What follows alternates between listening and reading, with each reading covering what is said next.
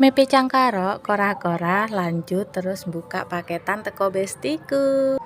Ngene iki lho isu-isu wis digawe bingung karo penggawean, kate nyapu, apa kate umbah-umbah, apa kate kora-kora. Ya wis alhasil aku ngekum umbah-umbahan, lanjut mari ngono kora-kora. Iki aku wis tak tumpuki kabeh sing kate tak korai ya.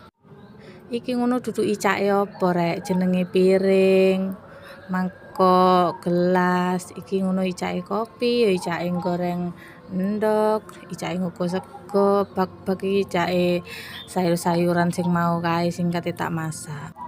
Oh iya guys, awakmu saiki masak apa? Aku saiki masak eseng-eseng genjer karo goreng endhog.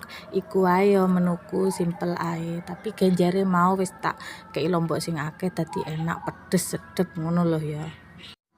Nek bojoku ngono gak nampik, pokok mangan apa wae wis gelem. Kadang eseng-eseng iki yo njaluk dikei kuah. Dadi aku kan lek masak jarang to eseng-eseng nek kuahe.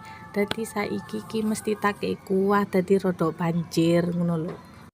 Lek anakku pancen gak seneng sayur genjer.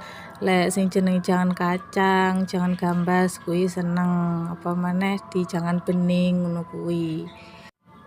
Dadi iki mau anakku tak gorengno endhog terus tak tulang mbek endhog tok, gak gelem mbek sayur genjer.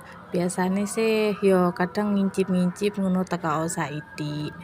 Dadi aku pendinane lek masak iki tak kroncong rek, mari ngono terus tak kukus segone. Yo kira-kira 20 menitan iku ae wis mateng. Aku cerita ket mau kora-koraku wis meh mari. Iki aku ate mepe karak ya rek. Nah iki ngono sego kereni mambengi dadine tak pepe. Soale gawe nek mentok. Maneman rek lek gak dipepe soale iki panase nemen. Lanjut iki aku kate buka paketan. Iki paketane kok cilik eram to apa isine? Tibake tak takokno koncoku. Iku lho mek masker rambut. Regane lho ya murah. Dadi tak kekno awakmu. Aku iki tuku loro. Oh ya wis, matur suwun aku. Jare koncoku iki enak maskere.